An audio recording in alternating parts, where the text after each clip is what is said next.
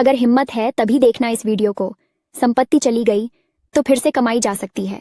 पत्नी भाग गई तो दूसरी शादी की जा सकती है। जमीन लूट गई तो फिर से खरीदी जा सकती है। लेकिन एक चीज है जो चले जाने के बाद कभी न तो कमाई जा सकती है और न ही कभी खरीदी जा सकती है, वो है आपका शरीर। तो जब तक जिंदा हो इसका अच्छे से उपयोग करो। गलत काम करके इसे खराब मत करो, क्योंकि कई हजार जन्म लेने के बाद हमें ये मानव शरीर मिलता है। अगर मेरी बात से सहमत हो तो कमेंट बॉक्स में अगर हिम्मत है तभी देखना इस वीडियो को। संपत्ति चली गई तो फिर से कमाई जा सकती है। पत्नी भाग गई तो दूसरी शादी की जा सकती है। जमीन गई तो फिर से खरीदी जा सकती है। लेकिन एक चीज है जो चले जाने के बाद कभी ना तो कमाई जा सकती है और ना ही खरीदी जा सकती है, वह है आपका शरीर। तो जब तक जिंदा हो इसका अच्छे से उपयोग करो। तलाक के लिए कोर्ट में गई पत्नी के मन की बात जरूर सुने। 3 साल की लंबी लड़ाई के बाद हमारा तलाक हो गया। मैं कोर्ट से बाहर आई तो देखा मेरे पति सामने चाय के ठेले के पास अकेले बैठे थे। पता नहीं क्यों मैं भी उनके बगल में जाकर बैठ गई। उन्होंने मुझसे बिना पूछे चाय वाले से 2 कड़क इलायची वाली चाय बनाने को कहा। वह जानते थे कि मुझे इलायची वाली चाय बहुत पसंद है। काफी देर की चुप्पी के बाद मैंने पूछा, आप दवाई तो रोज ले रहे हो ना? उन्होंने हामी भरी और फिर हमारे बीच खामोशी छा गई।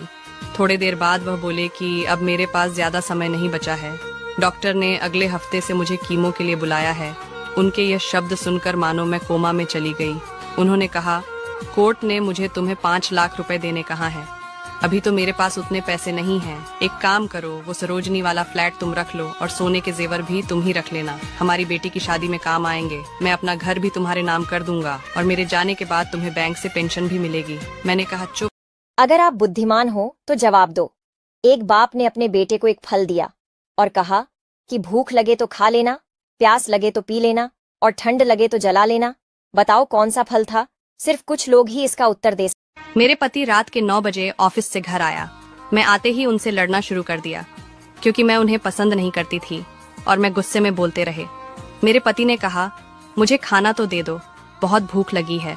मैंने कहा, खुद जाकर खा। एक साधु ने एक कुत्ते से कहा, तू है तो बहुत वफादार, परंतु तेरे में 3 कमियां हैं। नंबर 1, तू पेशाब हमेशा दीवार पर ही करता है। नंबर 2, तू भिखारी को देखकर बिना बात के ही भौंकता है। नंबर 3, तू रात को भौंक भौंक कर लोगों की नींद खराब करता है। इस पर कुत्ते ने बहुत ही सुंदर जवाब दिया।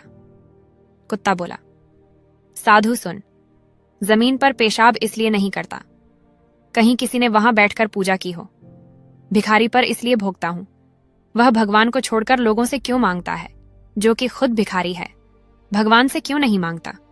और रात को इसलिए भोगता हूं, हे पापी मनुष्य, तू इस भरम की नींद में क्यों सोया हुआ है? अपने उस प्रभु को याद कर जिसने तुझे इतना सब कुछ दिया है। आपको यह कहानी कैसी लगी कमेंट में जरूर बताएं।